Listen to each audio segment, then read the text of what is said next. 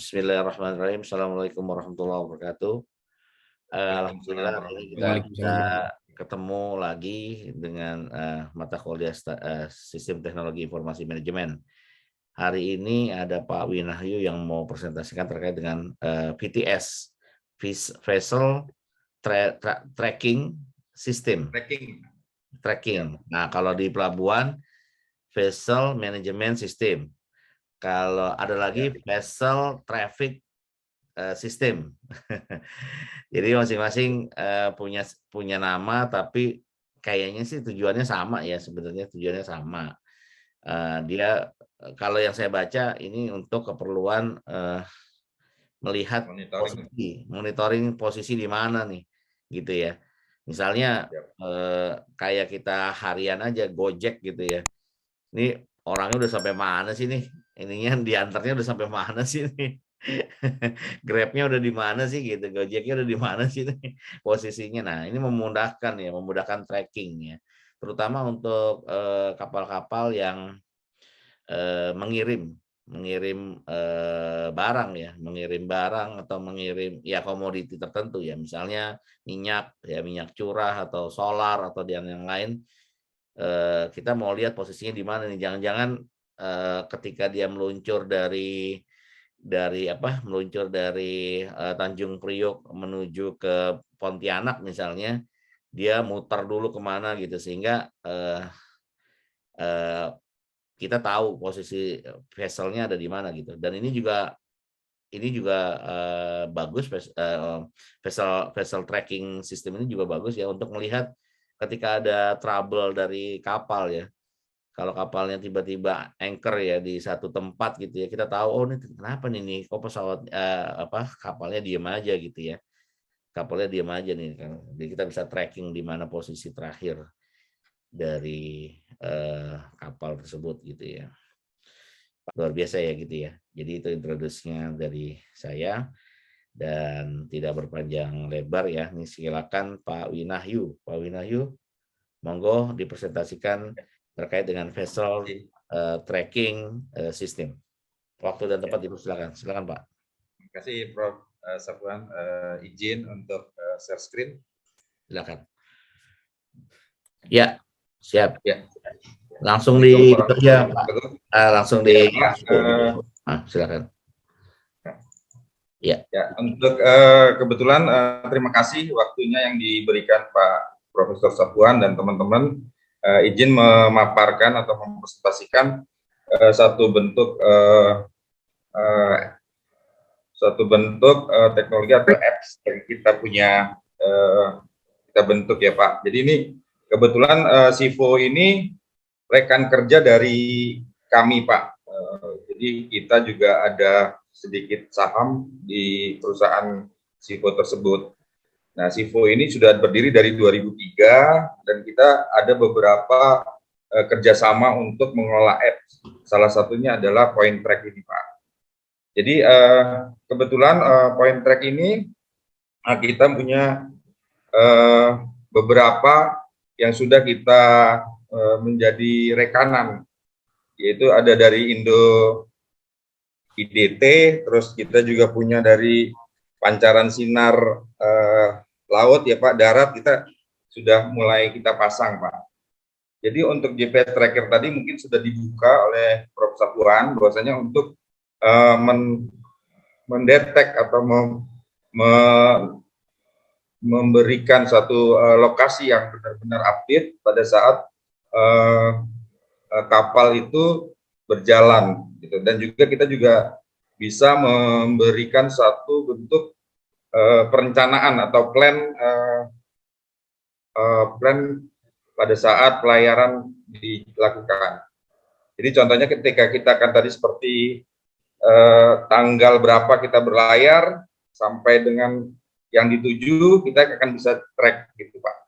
Jadi mungkin ini untuk loginnya kita ada input username, ada input password. Nah, input password ini biasanya dimiliki dan kita share terhadap pemilik atau user kapal, atau termasuk juga asuransi ya Pak ya. Jadi kita kasih ketika kita ada misalnya kita kirim barang dari kita misalnya punyanya Buma Group gitu atau punyanya Pama, kita pasang di LCT gitu. Ketika LCT ini terjadi kayak misalnya kebakaran atau tenggelam, ini masih bisa kita record pada menit-menit atau detik-detik yang kita hilangnya kapal gitu. Jadi untuk halaman dashboardnya sendiri, tampilannya kita akan ada dua. Kalau ini yang untuk di monitoring PC, itu seperti ada tampilan pengaturan, tampilan last position, network latitude, server load, status kapal, tampilan dan menu aplikasi point track itu sendiri, Pak. Nah, untuk yang selanjutnya tampilan pengaturan. Jadi dari ini bisa kita tampilan pengaturan untuk seperti panic button gitu ya, Pak ya. Jadi kita bisa atur ketika misalnya dari kapal ke server langsung ke handphone atau ke PC di kantor agen tersebut atau pemilik and user kapal atau user daripada muatan gitu, Pak. Nah, untuk pengaturan-pengaturan ini kita juga bisa atur sesuai dengan kita. Kalau kita mungkin punya user dari biasanya orang-orang dari Eropa atau India, atau ini kita gunakan seperti bahasa Inggris atau Indonesia. Terus pengaturan-pengaturan bisa kita atur sedemikian rupa biar bisa kita gampang atau mengingat untuk kontrol di layar gitu, Pak. Nah, untuk tampilan last point track, tampilan network, tampilan status kapal, dan tampilan server, itu ini yang digunakan di apps ya Pak ya, di handphone ini.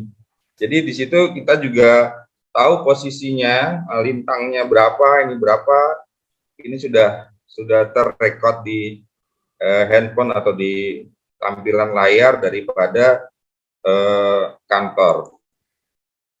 Nah, ini untuk dashboardnya. Jadi kita tampilan user login, menu username. Jadi username misalnya LCT, terus IP-nya kita masukkan. Nah, terus ini juga kita bisa track penampilan sistem pelacaknya, data layanan, penampilan data hasil tangkapan. Terus kebetulan kita ada tambahan mungkin ICE yang dimasukkan. Ini seperti navigasi sistem juga. Jadi kita bisa menangkap posisi daripada kapal. Nah, juga ada penampilan email yang akan nantinya dua arah antara si pemilik kapal atau pemilik username terhadap misalnya kapten yang ada di yang kita monitoring gitu. Nah, ini juga kita bisa buat seperti chat. Jadi kita ada misalnya terjadi di misalnya badai atau terjadi di kedalaman sekian atau di ini sekian, nah, dia akan mungkin seperti kayak meminta arahan untuk berlindung atau mengevakuasi atau dan selanjutnya. Dan ini menampilkan cuaca. Nah, ini cuaca ini nanti ada tampilan di situ arah angin, terus arah gelombang, kedalaman yang dari echo sounder ya Pak ya. Jadi nanti kita ada penampilan yang seperti ini Pak. Jadi ini menu dari tracking sistemnya. Jadi di sini posisi daripada kapal, kecepatan, terus kecepatan angin, terus kecepatan dari berapa knot, mesin kanan atau mesin kiri, ini sudah ada di sini Pak posisinya untuk di peta. Nah, sedangkan peta kita ini kita gunakan satelitnya Inmarsat ya Pak. Jadi Inmarsat itu alhamdulillahnya dia satelit gajah nih yang bisa kalau misalnya pun kita titiknya ada di India atau di mana kita masih bisa pantau gitu Pak. Nah, ini menu daripada track replay. Jadi kita bisa mereplay bahwasannya kapal misalnya bisa kita nge-track balik atau mereplay perjalanan kapal ataupun merencanakan. Jadi ini untuk replaynya, Pak. Jadi sudah ada rute, misalnya kita akan ke Singapura dengan berapa jarak nautical mile, dengan kita pasang juga berapa hour meternya, dan juga kita juga bisa pasang berapa banyak BBM yang harus kita habiskan ke perjalanan berapa nautical mile itu, Pak. Begitu. Dan untuk menu kalkulasi ini yang tadi saya bilang, ini ada kalkulasi yang untuk kita untuk tanggal dan waktu. Misalnya kita ada perjalanan pada saat tanggal 21 dengan nama kapal misalnya LCT tadi, latitude-nya berapa, kecepatannya berapa, jarak tempuh berapa, perkiraan waktu kedatangan di yang dituju kita sudah ada ini, Pak, ininya. Nah, untuk menu kalkulasi kedua, jadi ini ada kalkulasi pertama dan kalkulasi kedua. Ini kita yang kedua adalah dengan catatan, jadi kan kita punya mesin 1, mesin 2 gitu ya, Pak ya. Ya. Nah, ini yang untuk ketiga. Bisa kita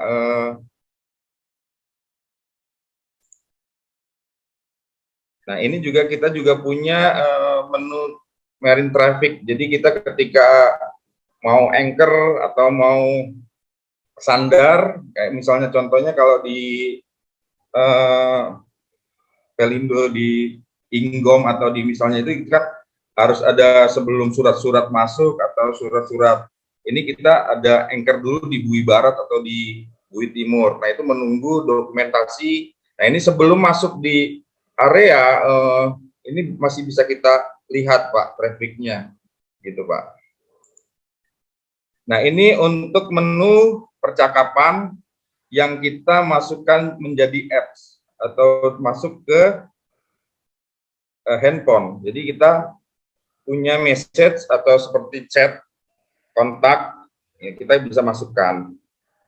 Jadi kita bisa masukkan di sini add new. Jadi bisa berkomunikasi antara kapten, misalnya kaptennya Ronald, terus add lagi misalnya pemilik, atau add lagi agen, add lagi mungkin pemilik daripada barang atau muatan tersebut masih bisa. Jadi bisa bercakap di satu phone bar ini, Pak, gitu, Pak.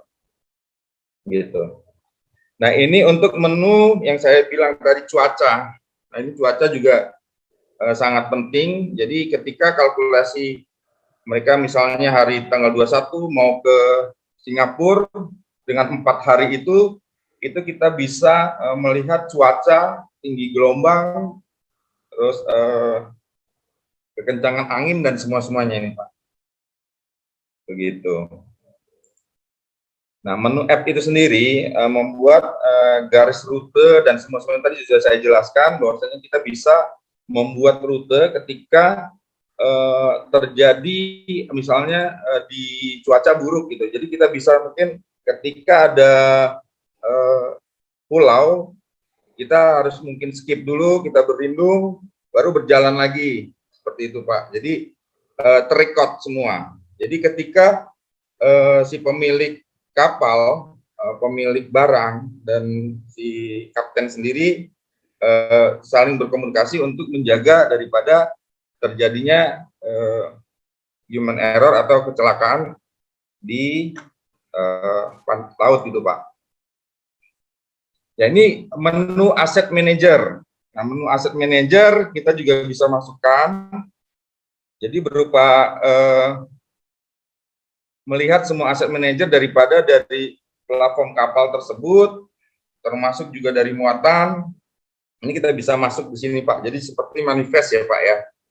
Gitu, Pak. Mungkin itu aja, Pak, dari saya. Mungkin ada pertanyaan. Oke. Terima kasih Pak Winahyu atas presentasinya.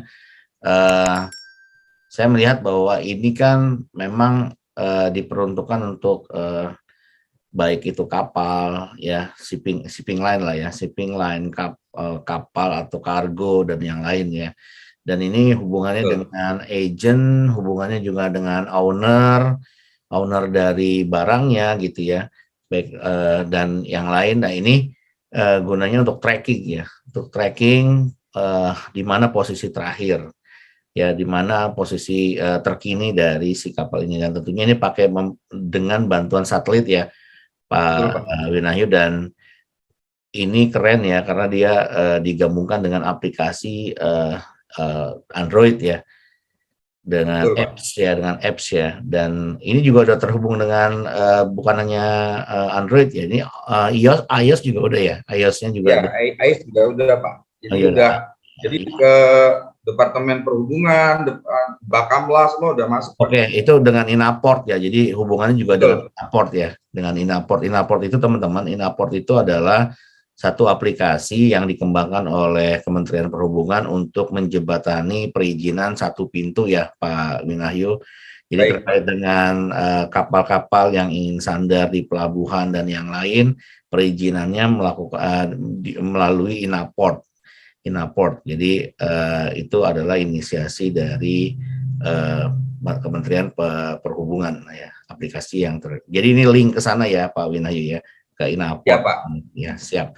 Baik teman-teman, mungkin mau mengeksplor terkait dengan vessel tracking system, monggo di raise hand dan nanti akan saya persilakan. Silakan yang mau bertanya.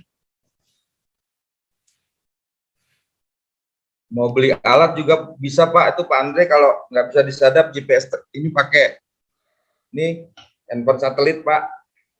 Iya, memang kalau sekarang kan kita pakai provider ya, jadi sebelum masuk ke HP kita melalui provider, sehingga kalau ada percakapan rahasia dengan kita berdua ya misalnya ya, kita ngobrol itu sebenarnya melalui BTS ya, melalui server atau melalui kanal dari operator, sehingga ya kalau dibilang nggak disadap ya, memang kalau kita bukan orang penting ya, jadi nggak perlu disadap gitu. Tapi kalau orang-orang tertentu, pejabat-pejabat tertentu yang memang terkait dengan isu tangkap tangan dan yang lain, ini akan dihubungkan dengan dari provider-provider itu ya. Nah, untuk biar aman sih pakai ini ya. Nah, teman-teman mungkin ingin bertanya lebih lanjut terkait vessel tracking dari sistem ini, juga bisa dipakai oleh Badan SAR nih ya, atau Bu Cici nih bisa pakai nih sebenarnya nih, atau jangan-jangan udah pakai nih kalau ngirim barang kan. Sebenarnya kalau Bu Cici mau lihat posisi terakhir tenggelamnya kapal, berarti harus menghubungi Pak Winahyu ya, posisi posisi tracking terakhirnya ada di mana Bu Cici, gitu ya Bu Cici ya. Iya Pak, mungkin bisa juga tuh Pak. Kalau kita kan lebih ke penanggulangan bencana tuh Pak. Berarti biasanya pasca terjadi bencana itu gempa atau tsunami gitu kan Pak. Nah kalau yang paling sulit kita selama ini di lapangan sih pencarian korban yang kalau gempa itu Pak, kadang kan barang-barang kita gitu kan yang memang kita sudah stokkan di logistik kita di gudang daerah gitu. Nah itu juga kita kesulitan juga itu Pak. Kalau ngangkatnya atau apanya gitu, kalau udah ketimbun-timbun begitu kita posisi di mana atau gimana gitu kan. Terus kalau misalnya tsunami ya saya belum pernah ini juga sih Pak, kalau karena kan barang-barang logistik kami kan biasanya langsung ke gudang gitu, nggak, walaupun tapi bisa juga ada kemungkinan ketika kami proses pengiriman melalui kapal gitu mungkin terjadi sesuatu. Nah ini juga mungkin pastinya sangat berguna sekali buat kami, bisa jadi nanti mungkin saya bisa komunikasikan juga di bagian deputian logistik, siapa tahu belum ada pakai ini atau mungkin sudah ada, saya juga kurang tahu Pak. Ya. Terima kasih biasanya sekali. Gini Bu Cici. Iya gimana Pak? Kalau kita nih kalau ke pengiriman itu kan pada saat terjadi misalnya gempa atau misalnya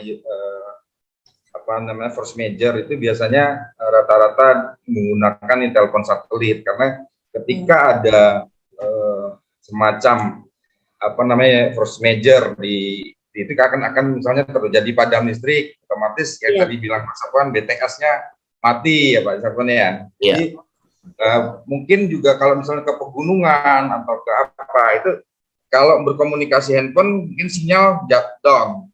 Nah, kalau BTS ini yang kita punya ini Pak Bu, untuk itu langsung satelit, dia tembak langsung satelit gitu Bu. Nah, kita juga pernah ngembangin yang kayak misalnya sensor. Kan ini sebenarnya semua berkaitan kalau untuk SIFO itu sensor ya Bu ya.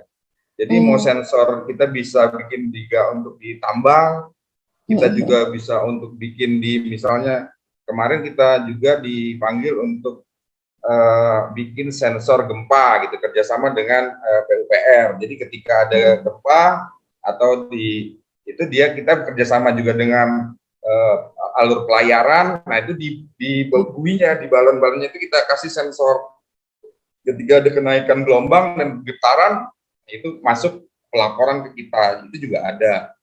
Gitu Bu. Sebenarnya ini intinya kita kalau alat-alatnya bisa kita ini tinggal programnya aja. Programnya adalah monitoring gitu, sebenarnya. Gitu. Gitu.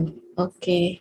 Gitu. Oke, terima kasih Pak Wenahyu. Ini jadi penjelasan yang cukup bagus dan jadi pengetahuan kita. Memang kalau di BNPB, setahu saya kalau untuk bagian pusat data informasi juga mereka menggunakan telepon satelit juga gitu. Cuman kalau dari orang daerahnya ini yang apakah kita sudah membekalinya? Tapi saya rasa BNPB belum sampai untuk memberikan fasilitas telepon satelit untuk ke daerah kecuali pihak daerahnya sendiri yang melakukan pengadaan gitu. Namun ini mungkin bisa jadi usul yang bagus sekali di kantor saya untuk melakukan ini gitu. Terima kasih banyak Pak Winahyu. Silakan Pak Rianto. Terima kasih Bu Cici. Pertanyaannya silakan Pak Rianto. Baik, terima kasih Prof dan Pak Winahyu dan teman-teman. Saya izin mau tanya ini. Sebetulnya saya masih bingung juga nih Pak, karena saya juga jujur belum pernah naik kapal yang bagus. Jadi mungkin gaptek juga tentang aplikasi ini, baru baca juga gitu Pak. Jadi pertanyaan saya, ini saya lihat mungkin aplikasi ini dipakai hanya untuk internal kapalnya saja kali ya Pak, belum umum gitu ya. Yang pertanyaan pertama itu. Yang kedua, aplikasi ini bisa dikembangkan juga nggak untuk pembelian tiket online-nya, baik itu pengiriman maupun orang yang mau naik kapal itu. Terus selanjutnya para keluarganya atau yang ngirim barang bisa nge-track juga dari aplikasi tersendiri misalkan gitu. Apakah bisa disinkronkan gitu Pak supaya tidak ada penumpukan. Jadi yang saya maksud pertanyaan kedua ini, aplikasi ini bisa sinkron nggak pembelian tiket untuk berangkat ataupun pengiriman barang tapi dibeli melalui online dan sinkron dengan aplikasi ini. Pertanyaan saya cukup di situ Pak. Mohon arahannya atau dijelaskannya lebih detail. Terima kasih. Ya, mungkin coba saya jawab ya Pak Rianto. Jadi sebenarnya untuk aplikasi ini adalah bukan hanya untuk kapal mewah, bukan. Ini untuk kapal ikan pun bisa. Jadi sebenarnya kapal ikan, jadi kita misalnya di kapal misalnya punya koperasi ada 100 kapal gitu. Jadi mereka punya asosiasi, misalnya KKP punya program. Gimana caranya biar kapal-kapalnya di atas koperasi KKP mencari ikan di wilayah jangan sampai keluar gitu Pak. Nah itu sebenarnya aplikasi ini sebenarnya general, bisa digunakan untuk dari mulai GT kecil sampai pun LCT, tugboat itu semua Pak, masih bisa sampai kapal penumpang pun gitu Pak, atau sampai kapal finisi. Jadi dia ini sebenarnya hanya monitoring aset Pak. Jadi aset itu jadi kan si pemilik kapal misalnya punya tugboat, gimana caranya posisi kapal ini selalu berkomunikasi ke darat, dan juga pemilik si nakoda juga berkomunikasi ke darat. Karena kalau di laut itu, jadi ketika rute bergeser sedikit, otomatis back to back-nya ke BBM ya Pak. Jadi harusnya misalnya let's say 50 ton, jadi misalnya 58 ton. Seperti itu. Nah, juga bisa dilihat daripada tadi arus gitu, cuaca. Jadi ketika kita misalnya ada angin barat gitu. Ketika angin barat, kalau dia berlayar ke barat, otomatis terdorong Pak. Nah, terdorong itu BBM akan low. Tapi ketika dia dari arah selatan atau dari mana, itu akan kencang. Makanya ada bentuk kan semacam notifikasi atau panic button itu untuk bisa berlindung atau tidak, seperti itu Pak. Gitu, itu jawaban satu. Nah, untuk jawaban kedua, untuk daripada si penumpang atau apa itu Pak, biasanya kalau di sini itu rata-rata banyaknya kapal itu hanya pelaporan daripada si pemilik barang tadi. Pemilik barang ini notabene sudah satu bentuk perseroan Pak. Misalnya tadi Buma kan dia ngirim alat-alat berat tuh Pak, seperti eskavator dan semua itu. Atau misalnya Adaro lah gitu, kirim batu bara. Nah ini dia butuh tahu kapan nyampe, ya kan? Terus jadi ketika belum berlayar, ini kita sudah bisa memetakan. Nanti pelayarannya lewat sini. Kalau dulu itu di bawah nakoda itu kapal semua peta dibuka dulu tuh Pak. Kalau mau berlayar tuh biasanya dibuka. Nah ini sudah mewakili Pak nanti Pak. Jadi mewakili, jadi kedalaman berapa, nanti harus berlindung di mana. Jadi semua tahu, terbuka antara kapal, nahkoda atau kapten, si pemilik barang, dan si pemilik kapal itu sendiri. Gitu Pak. Jadi intinya mengefisiensikan. Jadi sebenarnya di kapal sendiri ya kapten dan kru itu kadang-kadang, jadi kita sih sebenarnya ini main dua kaki nih Pak, baik dari penyelamatan kru juga penyelamatan daripada BBM gitu. Kadang-kadang rata-rata kan, ya maaf nih kalau di kapten itu kadang-kadang ada selisih, kalau misalnya satu rit itu biasanya beberapa ton gitu. Nah itu kita bisa hitung dulu di awal. Seperti itu Pak Parianto. Nah kalau dimasukkan dalam penumpang atau apa itu ASDP itu Pak. Baik, jadi, terima kasih. Juga bisa, gitu Pak. Gitu Pak. Ya, jadi Pak Rianto, jadi ini baik, mungkin pertanyaan saya terakhir, harusnya kalau udah ada ini, nggak ada ini ya Pak. Ya, putus-putus Pak Rianto. Ya Pak. Putus-putus Pak Rianto. Tadi pertanyaannya. Putus-putus Pak, tadi pertanyaannya Pak Rianto. Bisa diulang Pak? Baik. Pertanyaan Baik, akhir. saya coba ulangi Pak. Mungkin pertanyaan saya yang terakhir, harusnya adanya aplikasi ini sudah tidak ada kecelakaan yang seperti hal-hal yang tidak diinginkan ya Pak ya. Sekarang sudah lebih safety banget gitu. Terbuka ininya Pak, terbuka. Ya, jadi gini, saya luruskan ya Pak Rianto. Jadi gini, PTS ini itu bukan untuk misalnya menghilangkan adanya kecelakaan, enggak gitu, tapi meminimalkan risiko kecelakaan. Itu bisa meminimalkan. Itu yang pertama. Yang kedua, meminimalkan potensi adanya fraud atau kecurangan atau yang dilakukan oleh awak kapal, ya, awak kapal. Misalnya awak kapal punya BBM, dia kencing di tempat mana, pulau mana gitu ya. Itu mudah terdeteksi dengan adanya VTS ini. Jadi yang mau tahu tentang bagaimana permasalahan yang ada di kapal, ya, terutama kapal-kapal tanker yang berisi muatan-muatan tertentu yang jumlahnya luar biasa banyak dan itu mudah sekali dilakukan fraud, itu bisa cek di jurnal saya, ya, di jurnal saya. Di jurnal saya itu ada, saya bahas itu terkait dengan, sebentar saya bacakan jurnalnya itu, Dia ada di Sinta 3, di Sinta 3 ya. Ini, sebentar ya, saya bacakan dulu.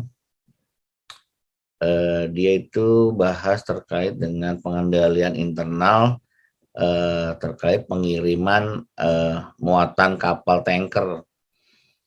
Ini sebentar, saya baca mana ya.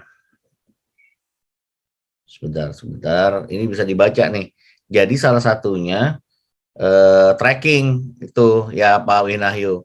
Salah satunya adalah menggunakan tracking. Nah, tidak hanya tracking sebenarnya teman-teman yang ada di muatan kapal-kapal itu. Bukan hanya tracking, tapi juga ada CCTV. Jadi sekarang itu bukan hanya pakai tracking doang posisinya ada di mana, tapi ada CCTV untuk melihat yang dilakukan oleh para awak kapal gitu ya. Oh ya, ini ada nih. Nanti saya sharing implementasi pengendalian internal dalam meminimalisasi kasus fraud pada pengiriman muatan kapal tanker. Itu bisa dibaca tuh di jurnal yang tadi malam saya kasih linknya ya. Ntar saya share di grup. Nah, itu salah satunya juga pemakaian teknologi CCTV, tracking yang di ini. Jadi nanti bisa dilihat gambaran-gambaran yang dilakukan ya, yang bisa dilihat ya. Nah, silakan Pak Ketua udah raise hand. Silakan Pak Ketua. Nanti habis ini Pak Yoga. Selamat pagi Pak Winahyu, terima kasih atas informasinya Pak. Saya cuma mau tanya Pak, ini sebenarnya sistem navigasi masuknya Pak ya. Sistem navigasi ini jujur beberapa tahun yang lalu ini sudah ada, tetapi lebih ke arah mobil. Langsung aja saya sebut aja GPS Spring namanya. Nah, kurang lebih teknologinya hampir sama, cuman yang membedakan itu adalah mereka nggak pakai GPS tengah laut ya. Cuman memang setahu saya yang GPS Spring itu kelemahannya itu mereka kan sangkutin arusnya itu dengan aki. Nah itu untuk menghindari pencurian mobil. Nah jadi biasanya kalau misalnya itu udah diputus akinya tuh udah tuh mobil juga hilang juga sih gitu kan. Nah cuman yang kelebihan dari yang waktu itu karena saya pernah pakai dulu, saya pernah iseng waktu pertama-tama Grab sama Gojek itu baru keluar tuh. Saya iseng beli mobil bekas, saya suruh orang narik tuh. Nah, saya pernah isengin supir saya waktu itu dari handphone, mobilnya saya matiin dari handphone tuh. Nah, itu jadi saya tes itu juga bisa dimatiin dari itu. Nah, pertanyaan saya Pak, apakah dengan adanya aplikasi ini sebelumnya itu memang seperti kayak kapalnya sendiri, perusahaan kapal sendiri itu belum pernah ada sistem seperti ini Pak, sehingga harus dalam tanda kutip ya harus menggunakan jasa ketiga untuk menggunakan aplikasi ini gitu loh Pak, seperti itu. Nah terus yang kedua yang untuk sadap tadi, sebenarnya dari aplikasi kita sendiri sudah ada aplikasi anti sadap. Kalau saya share itu namanya itu Telegram. Telegram itu anti sadap tuh Pak Safwan. Oh gitu ya. Jadi, kalau mau ngobrol sama Pak Ketua nanti pakai Telegram aja berarti. Karena kan saya nggak boleh yang lain tahu nih anggota mahasiswa nih, kan kita ngomongin nilai nih Pak Ketua. Tadi ada Pak Winahyu nih. Jadi Telegram itu sudah aktif saya pakai Pak. Ya karena memang ada beberapa hal memang saya harus menggunakan itu gitu loh. Nah, jadi memang satu-satunya yang aman itu untuk saat ini adalah Telegram. Atau yang kedua, kalau misalkan itu menggunakan FaceTime. Oh, FaceTime. FaceTime juga nggak bisa disadap. Nah, kecuali direkam ya. Tapi kalau biasanya sih kita sih aparat-aparat negara itu biasanya pakainya udah Telegram itu kebanyakan sih Pak. Iya, sama ketika saya waktu ambil disertasi ya, pengujinya adalah Pak Doktor mantan Menteri Tenaga Kerja Hermanto ya, lupa saya namanya. Ya dia mantan waktu itu Menteri Tenaga Kerjaan. Saya lihat HP-nya Nokia Communicator. Saya tanya kenapa pakai Nokia Communicator Pak? Karena ini nggak mudah disadap. Sekarang udah nggak bisa Pak. Ke Nokia. Bisa. Ya, Nokia Betul. komunikator itu banyak dipakai oleh para pejabat. Betul. Itu tapi sekarang udah tembus, Pak. Sekarang malah kalau saya dikasih tahu sama orang cyber itu kalau mau lebih aman itu pakai handphone China, Pak. Handphone China yang 2 kartu yang jadi 1. Oke. Oh, itu nggak bisa disadap tuh. Mereka juga bingung karena pas dibaca dia punya signal segala macam ngacak jatuhnya, Pak. Oke. Jadi ilmunya justru saya dapatnya dari orang cyber, Pak. Iya, karena at least mungkin karena yang buat program mungkin dari Europe ya atau dari Barat. Dia teknologi dan yang didekatkan adalah mungkin HP-HP yang sudah brand ya gitu ya mungkin ya Pak ini ya sehingga dia mengenal sinyalnya seperti ini di frekuensi sekian dan yang lain. Mungkin kalau yang HP Cina ini kan no brand, mungkin nggak branded. Mungkin yang branded kan cuman Huawei. Ya, Ya, Nokia, Huawei, Oppo segala macam oh, kan. dan itu ya, jangan-jangan itu juga susah disadap. Kalau susah disadap, mungkin kita akan beralih ke situ nanti. Gitu. Oke. Populasi aja Pak sekarang tuh Pak. Yang jadi kalau populasi yang banyak itu yang cepat disadap, gitu, Pak. Iya. Gitu. Iya. Jadi saya mau ngobrol sama Pak Ketua yang tadi ya katanya pakai GPS yang untuk tracking mobil. Sama Pak, tapi permasalahannya kalau ini pakai satelit. Kalau yang GPS saya nggak tahu pakai apa ya. Dan sekarang malah Pak Ketua bukan hanya pakai itu tuh yang dicantumin di aki Pak. Sekarang ada tuh ya, mungkin lihat ya di TikTok atau di mana. Dia kecil Pak, kecil kotak kecil ya pakai baterai kayaknya sih atau ya pastinya pakai baterai ya. Tinggal ditaruh di mana dashboard dan lain-lain nggak kelihatan itu. Iya, itu sama Pak itu. Ya itu bisa tracking mobil kemana-mana. Ya, ini mungkin posisinya sama ya. Tapi at least kalau untuk ini tadi saya udah share ya di grup tuh jurnal saya itu terkait dengan pengiriman BBM, pengiriman muatan tanker ya, yang begitu banyak pengamanannya ya. Itu saya udah kirim di jurnal, sekarang akan di-download aja PDF-nya. Itu juga terkini ya, jurnalnya juga jarang yang bahas tentang. Nah, kalau terkait dengan kargo yang dikirim kapal tanker dan biasanya yang itu terkait dengan Pertamina misalnya. Pertamina udah bikin trackingnya itu. Mungkin Pak Winahyu udah baca itu ada di jurnal saya. Dia ada tracking itu. Ada tracking karena kasus fraudnya sangat banyak untuk pengiriman barang melalui kapal tanker Pak. Karena menganggapnya kan kalau udah lepas dari dermaga itu udah nggak kepantau tuh. Aktivitas dari kru kapal ya. Nah, sekarang sampai segelnya juga ada ini trackernya Pak, segelnya itu Pak. Ya, betul. Sekarang udah pakai tracking dan sudah pakai. Jadi hanya orang-orang tertentu yang bisa tahu ya itu sudah dibuka atau belum ya. Luar biasa nih udah pengamanannya karena emang saking canggihnya juga fraudnya atau kejahatannya gitu ya. Itu Pak Ketua. Banyak malingnya Pak. Iya. Mudah-mudahan ya negara kita makin baik nanti ke depannya. Terima kasih Pak Ketua ya. Terima kasih Pak. Ya Pak Yoga, monggo Pak. Mungkin Pak Yoga pertanyaan terakhir nih ya, karena saya harus leave sebentar nanti habis ini. Silakan Pak Yoga. Siap, izin Pak, terima kasih atas waktunya. Sedikit aja ini bertanya.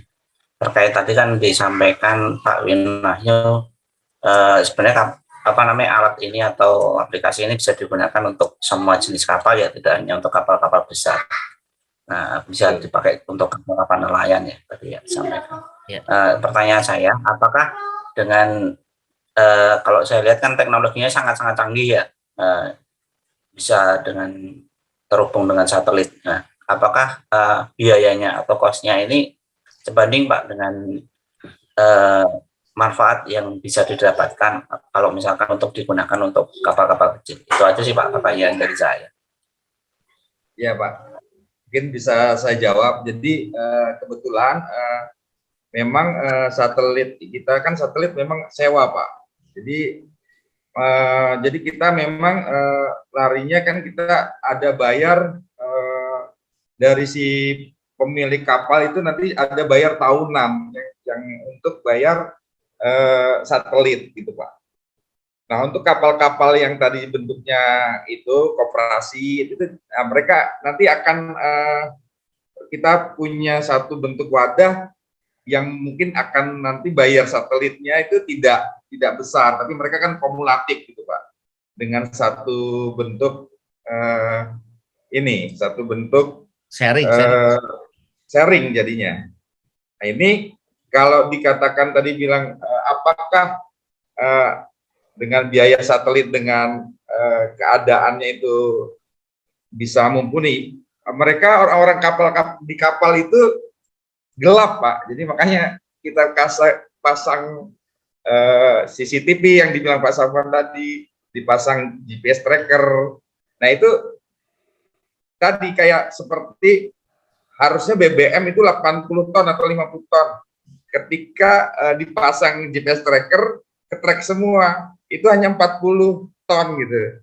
Nah sekarang 50 ton itu aja sekarang dikali untuk solar industri aja sudah di 16.000 sampai 17.000 Pak, gitu.